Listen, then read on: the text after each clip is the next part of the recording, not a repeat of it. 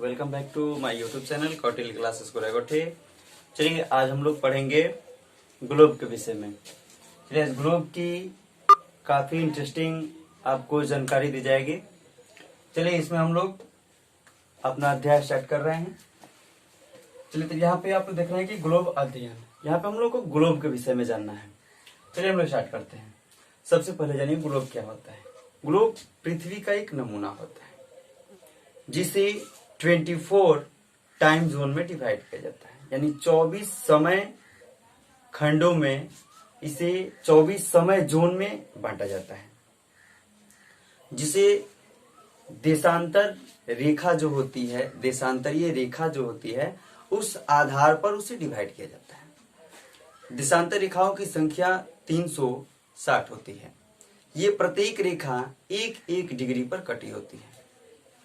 जब पृथ्वी अपनी दैनिक गति में घूर्णन करती है तो यह प्रत्येक एक देशांतर से दूसरी देशांतर रेखाओं पर जाने में 4 मिनट का समय लेती है, जिसके आधार पर एक दिन यानी 24 घंटे अर्थात 24 टाइम जोन में डिवाइड किया गया है। यानी एक टाइम जोन 15 डिग्री का होता है, जिसे हम लोग 1 घंटा मान सकते हैं। 15 है ऐसे 4 तो 60 आपको मिनट आएंगे। चलिए तो हम लोग अपना स्टार्ट कर रहे हैं। ग्लोब में आखिर होते क्या चीजें, लोग कैसे इसमें दिशा का ज्ञान प्राप्त कर सकते हैं, इसमें क्या चीज कैसे जान सकते हैं। चलिए अब हम लोग जान रहे हैं इसमें कि दूरी कैसे निकाला जाता है, पृथ्वी का नमूना इसे क्यों कहा जाता है। चलिए आप लोग ध्यान से वीडियो को देखते जाइए, आपको पता चल जाएगा कि इसे क्यों पृथ्वी का नमूना कहा जाता है।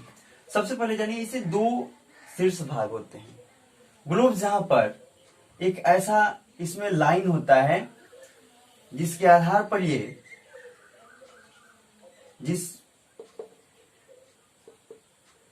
जो भाग होते हैं जहां पे इसे कसा जाता है ग्लोब को, क्योंकि ग्लोब को गोल रखा जाएगा तो उससे जानकारी नहीं प्राप्त हो सकती है, इसलिए उसे एक स्टैंड में सेट किया जाता है जिसे 23.5 डिग्री झुका हुआ बनाया जाता है।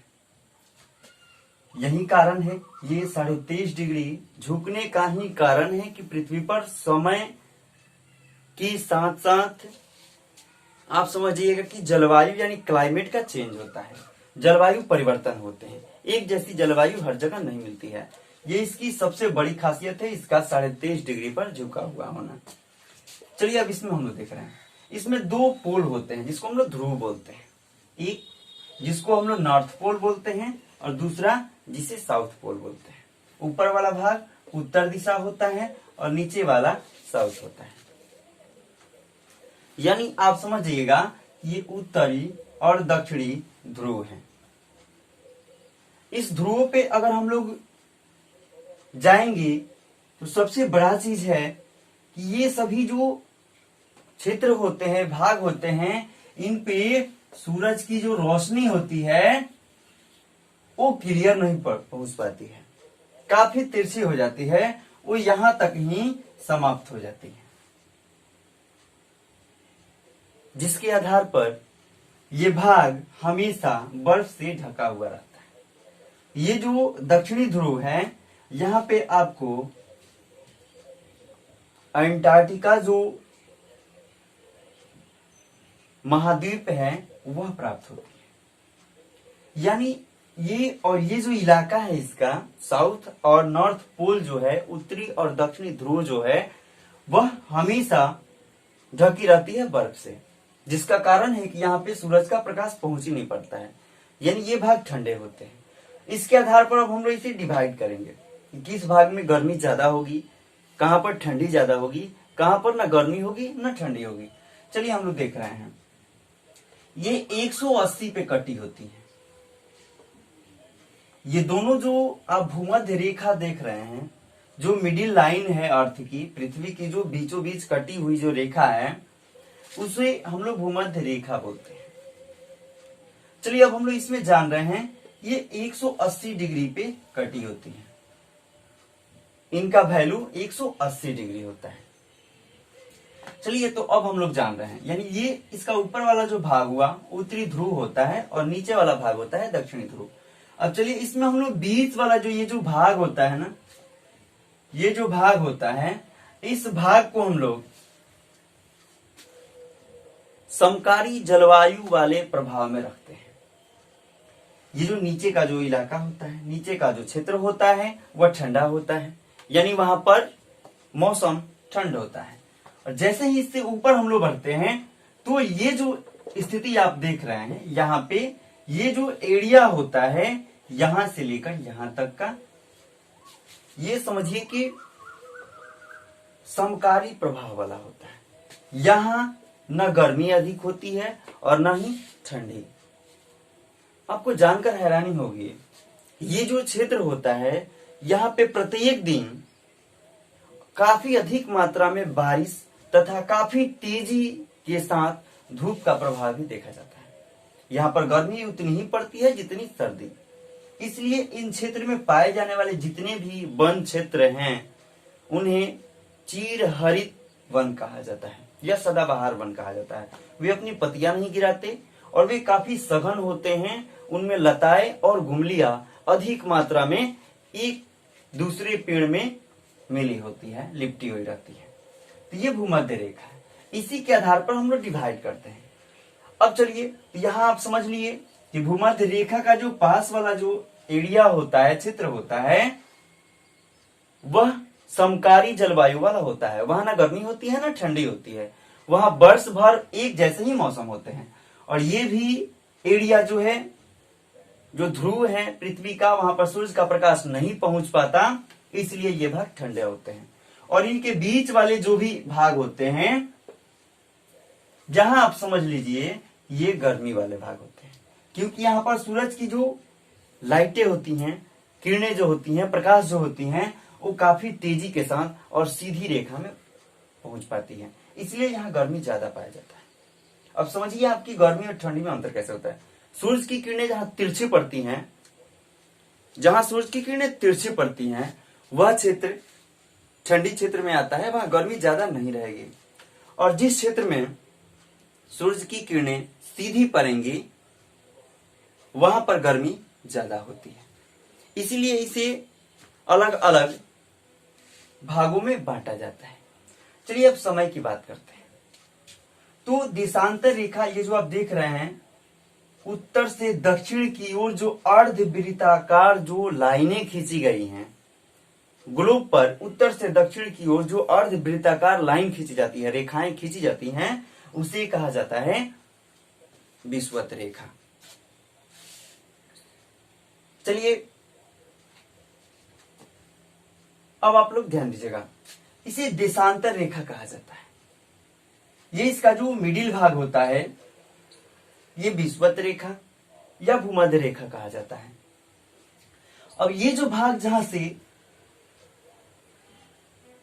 उत्तर से दक्षिण की ओर अर्धवृत्ताकार जो लाइनें खींची जाती हैं, उसे देशांतर रेखा कहा जाता है। देशांतर रेखाएं एक एक डिग्री पे कटी होती हैं।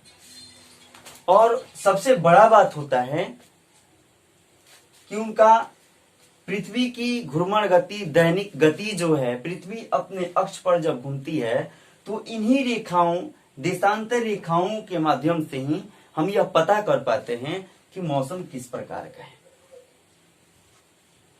घड़ी आप देखे हैं, घड़ी की सुइयां भी जिस तरफ से चलती हैं, वह पृथ्वी की दैनिक गति को ही परिभाषित करती है। आप ध्यान से देखिएगा, एक एक पॉइंट उनका बढ़ना, आप समझिए कि उसी रफ्तार में पृथ्वी भी घूम रही है। वह मंद गति से घूमती है, तेजी के साथ नहीं घूमती। यह उसकी घूमने की जो गति होती है, उसमें बदलाव भी हो सकते हैं।